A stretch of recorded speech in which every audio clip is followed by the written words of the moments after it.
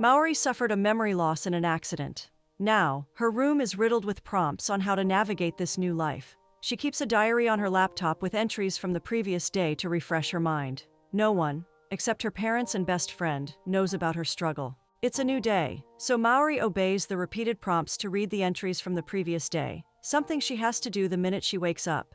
The entries started in May 2019, 3 years prior. Maori's memory is a clean slate after she turns in for the night.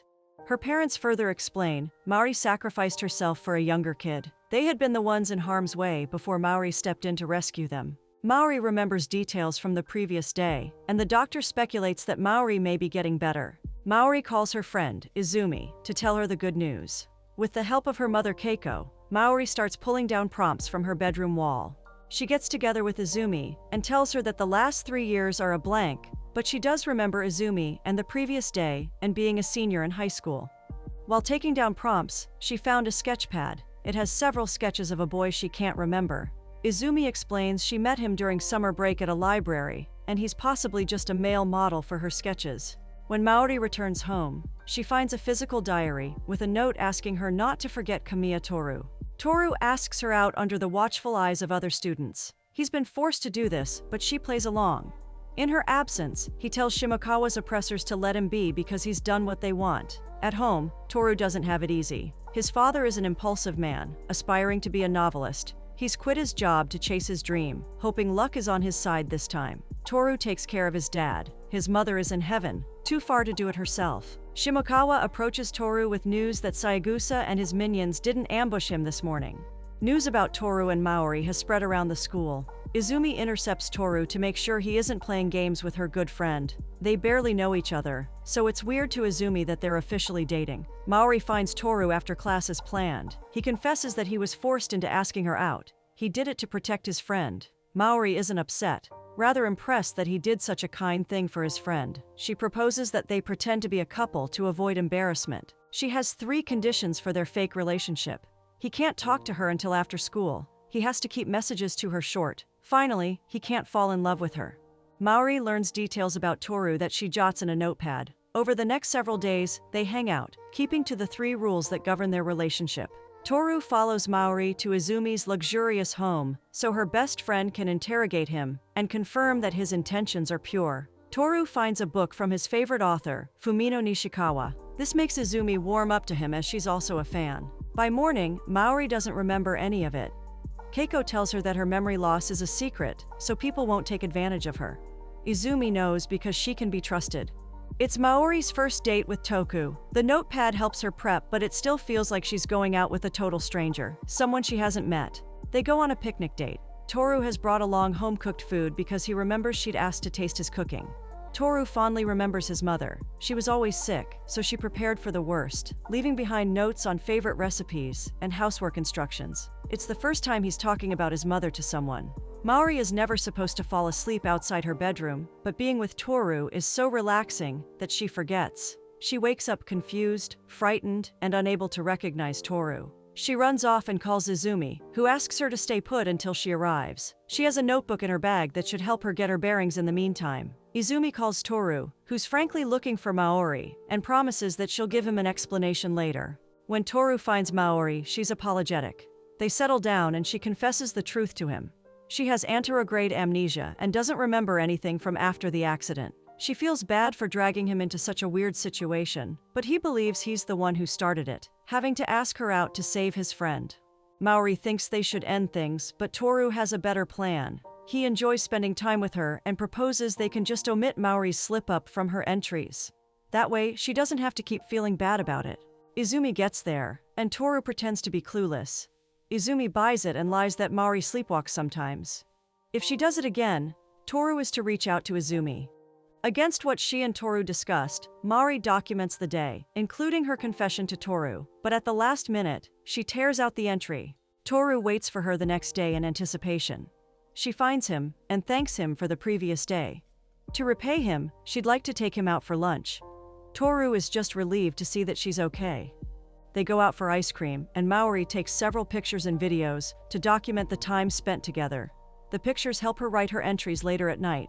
Time flies. Soon it's July 1st, substitute holiday. The plan is to meet up with Toru at 1 p.m. in front of the station square. While on a bike riding adventure, Toru tells Maori that he plans to make her tomorrow memorable. Maori documents this, stating she's starting to feel less depressed about her situation. She's also starting to fall in love. Toru is in the same venue as Nishikwa's book signing. She might be an upcoming novelist, but she has a good number of fans already. Izumi came for a book signing. She sees Toru and starts to gush, knowing he's a fan too, no matter how much he tries to deny it. Her raised voice catches Nishikwa's attention and Nishikwa spots Toru. Seems they know each other. Izumi learns that Nishikwa is Toru's sister, and it makes her like Toru just a bit more. Toru mentions he hasn't seen Maori today, and it prompts Izumi to ask whether Toru knows about Maori's condition. He admits that he does know and explains what transpired at the park that fateful day. Maori would have forgotten that he knows since she omitted it from her diary, and Toru wants Izumi to help him keep things that way. Izumi meets up with Maori at the aquarium. Maori notices a father and daughter, and it makes her think about her future. She wonders what starting a family would be like with a condition like hers. She'd have a baby she'd always forget each morning. Her daily entries already are becoming too much to keep up with each morning. Finding out that his sister's book signing was in their hometown came as a shock to Toru. Her real name is Sanai, and she feels she's sacrificed her family for her promising career. Sanai started writing novels under a pen name to motivate her dad. She got recognition and won an award for her storytelling skills. She'd wanted to turn down an agency's interest, but Toru insisted that she chase this new life. He doesn't regret that she left home, but wonders if she'll always keep her stardom a secret from their father. Sanai plans to tell her father after the results of a pending award. Toru tells Sanai all about Maori. He tries to make each day fun for his fake girlfriend, so when she reads it the following day, she feels hopeful and positive. Sanai is happy for her brother, glad that he's found someone so special. Toru joins Izumi and Maori at the aquarium. Maori waves enthusiastically at this stranger she somehow knows. At some point, Maori bids the other two goodbye. Izumi remarks that Toru has become trustworthy, different from the person who asked Maori out that day. He's made up his mind to make Maori happy, no matter her shortcomings. The Akutagawa Prize Award will be announced that evening, according to sources Izumi found online. It's the same award that Sanai is hoping to win. Maori proposes they wait for the results at her place. It's a bold move, but Maori assures Toru and Izumi that she's okay with it. Toru is nervous about meeting Maori's parents, but the girls have a plan. Izumi distracts the parents while Maori sneaks Toru up to her room. She momentarily leaves him to go get Izumi, and that is when he notices the penguin key holder he got for Maori at the aquarium. She'd requested they get a pair so they could match. While Maori attached hers to her school bag, Toru attached his to his house keys. Sadly, Maori doesn't remember the key holder's significance, and she starts to feel awkward about not at least recalling such details from her entries. Toru feels bad and wants to go home, but Izumi reminds him that this is what he signed up for. She'd be disappointed if he gave up on Maori, because she's a fighter and hasn't given up on herself. Later, the trio watch the award show. Sanai wins. Discovering that Sanai is Nishikwa makes their father think lowly of himself. It hurts that Toru knew all along and never thought to tell him. Toru hates that he and his father have become a shell of themselves since his mother passed away. Maybe his father isn't tired of hiding, but he is. In the middle of the confrontation, Sanai shows up. Sanai was first inspired to write because of Yukihiro, and Toru doesn't think he's a terrible father. It hasn't been easy for any of them, but the siblings acknowledge that Yukihiro has been there for them. Meanwhile, Keiko and Maori's father discussed, and they feel Maori should start considering art schools. While Maori appreciates the gesture, it's not a priority at the moment. Toru sees a sketch of himself in Maori's notebook, and she explains that she's been engaged in art since junior high. Toru points out skills like drawing or riding a bicycle are procedural memories. The body remembers so the mind doesn't forget. The more she practices her skill, the less likely she'll forget it, even though she has a condition. He brought it up to encourage her to keep drawing.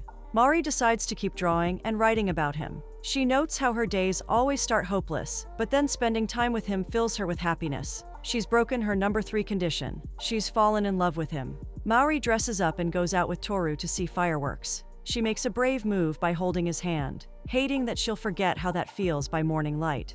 Toru promises her that she won't forget, as he believes no memory is truly ever forgotten. Whatever happens, he promises to remain by her side. The third rule no longer stands for both of them. Toru reveals he broke it first, and then he leans in to kiss her. It's graduation day, but something is off. Maori keeps mentioning memories from her entries, but omitting Toru. When Maori leaves, Izumi recalls a day with Toru. He'd confided in her about a heart condition he most likely inherited from his mom. He collapsed the other day, and he's starting to worry. His mom left so suddenly, and he feels a similar fate awaits him. Toru eventually passes away, and Maori's mental health starts to deteriorate. Confused, Izumi turns to Sanai for help. Toru had asked Izumi to erase him from Maori's diary should tragedy ever strike. Sanai offers to help Izumi tamper with the diaries if she can't do it herself. With Maori's parents' help, they steal the diary and Maori's phone to begin erasing Toku from her life. Izumi also takes out all the prompts relating to Toku in Maori's room. Izumi missed the sketch pads, and Maori hasn't forgotten how to draw Toku from mere habits. Seeing a room full of Toku's sketches makes Izumi break down and come clean to Maori. She still has the real and untampered diary. Maori goes through the diary entries. Izumi also returned the phone that has several videos of the time Maori spent with Toru. Maori joins Sanai to pay her respects. She's starting to remember stuff, but Toru's memories are still a huge void. Over picnic, Maori tells Izumi she's going to art school, and she owes the influence to Toru. She doses off and has a dream. In it, Toru is by her side. She doesn't panic because she knows who he is. Everyone might eventually put him behind them, but Maori has a duty to keep him alive in her drawings.